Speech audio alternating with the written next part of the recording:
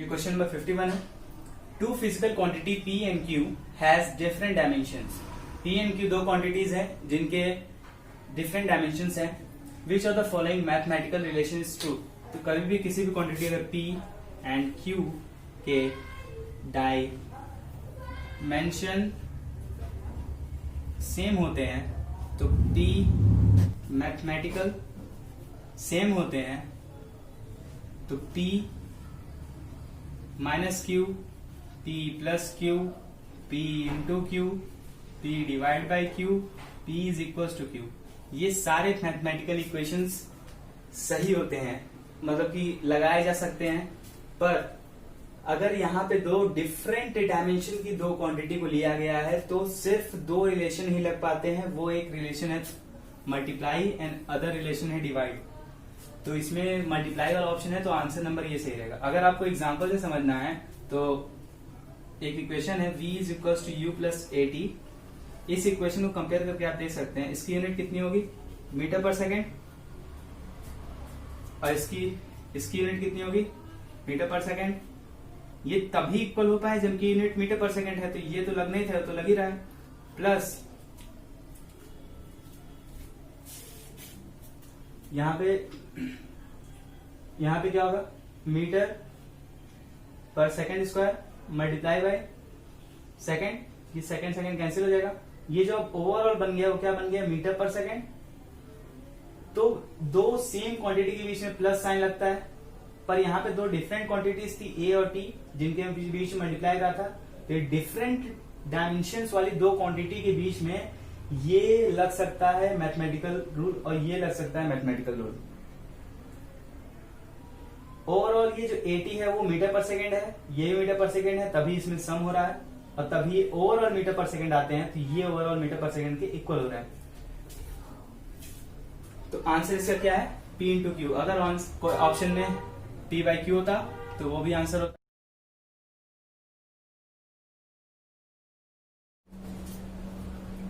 52 question है।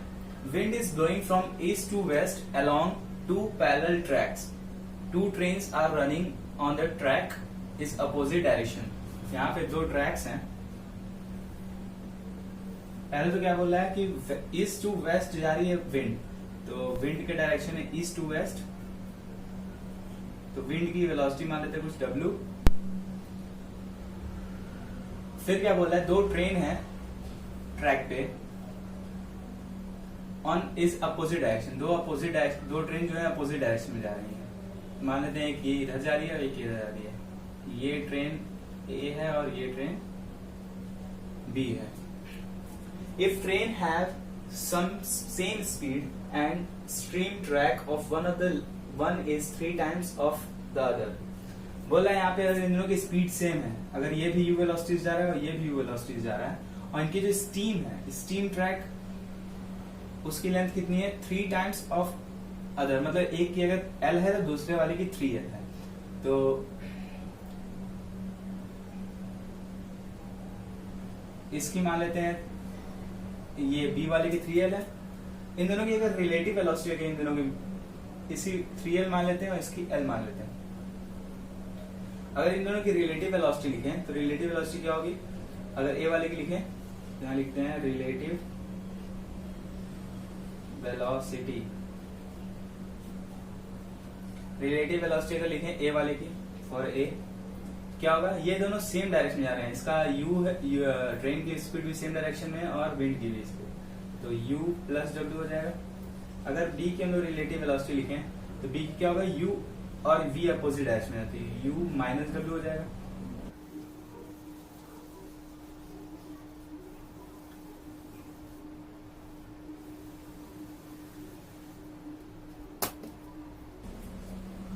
अगर इन दोनों की स्पीड सेम है तो ये लोग जो डिस्टेंस कवर करेंगे वो क्या होगा, अगर यहाँ देखें क्या है, u plus W is equals to velocity is equals to distance upon time. Distance यहाँ कितनी है, L ये कवर कर रहा है और ये टाइम कितना है, T कुछ लेगा। एक सेम टाइम मान लेते हैं, एट टाइम T को 0 टू टाइम T तक। तो इन दोनों की रिलेटिव दोनों का ये 3L कवर करेगा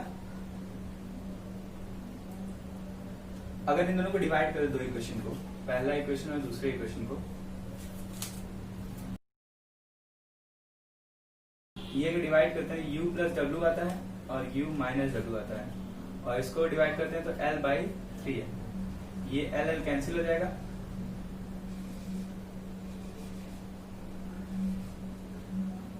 क्रॉस मल्टीप्लिकेशन करेंगे तो क्या आएगा 3u plus 3w is equal to u minus W, एक तरफ लेंगे तो आएगा 2u is equal to minus 4w, यहाँ पे u is equal to minus 2w आएगा। ये माइनस निगेटिव साइन डायरेक्शन को शो कर रहा है कि विंड की डायरेक्शन, ट्रेन की डायरेक्शन, जो u डायरेक्शन दिखा रहा है ट्रेन की डायरेक्शन अपोजिट होगी इस ट्रेन के हिसाब से। तो हम लोग को सिर्फ बताना है कितना, क्वेश्चन नंबर कितने टाइम्स होगा इन दोनों ट्रेन, ईच ट्रेन की वेलोसिटी विंड के। तो इसका मॉड अगर ले ले तो क्या हो जाएगा 2w। तो यहाँ क्या समझ आ रहा है कि जो velocity of train, each train है, मतलब दोनों ट्रेन की वेलोसिटी सेम है, और ये क्या है वेलोसिटी ऑफ विंड। तो वेलोसिटी ऑफ विंड और वेलोसिटी ऑफ ट्रेन में रिलेशन क्या है, u is equal to 2w, मतलब जो ट्रेन और स्पीड ऑफ ट्रेन है वो 2 टाइम्स है विंड के। तो ऑप्शन नंबर होगा ऑप्शन नंबर 3। ऑप्शन नंबर 3 में बोला है 2 टाइम्स दैट ऑफ विंड, मतलब कि जो ट्रेन की स्पीड है वो 2 टाइम्स ऑफ द विंड है। अब हम लोग देखते हैं क्वेश्चन नंबर 60। क्वेश्चन नंबर 60 में क्या बोला है, the length of the simple pendulum changes by 20%, then the time period change by 20% या 40 या √40 या फिर 10%।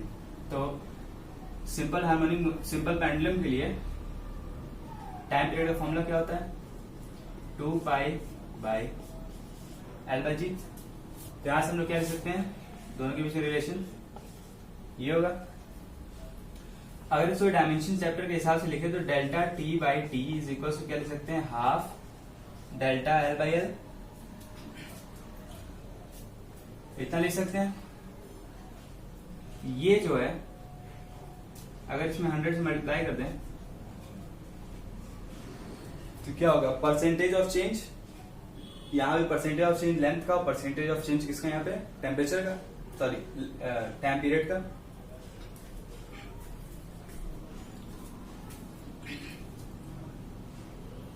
तो यहाँ पे किसका हम लोग निकालना है, टाइम पीरियड का। तो ये टाइम पीरियड वाले हाफ इज इक्वल टू 20% इसका है,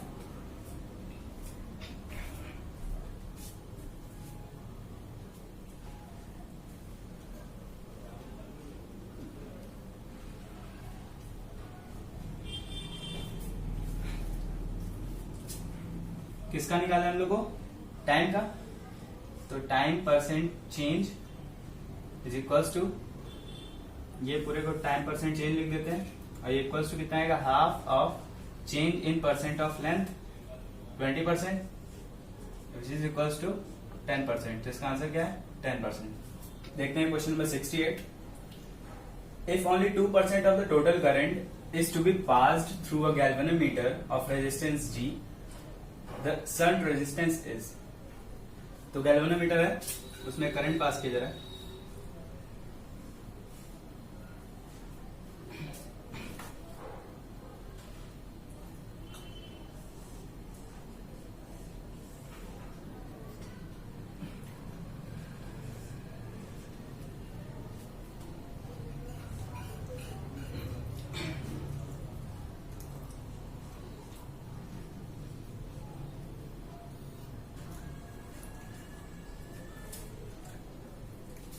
यहाँ पे 2% ऑफ करंट पास हो रहा है और यहाँ पे 98% ऑफ करंट पास हो रहा होता।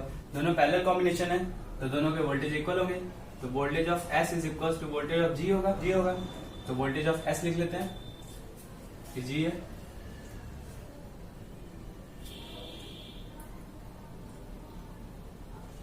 I into R, V is equal to, I कितना है 2% ऑफ I इंटू G, यहाँ पे कितना है 98% of I into S, I cancel हो जाएगा।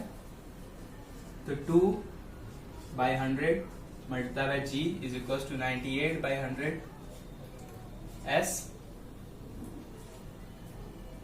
तो एस निकालना है शंट रेजिस्टेंस, 100 में कट जाएगा, क्या आएगा जी बाई 98, तो जी बाई 49, तो जी बाई 49 इसका आंसर है।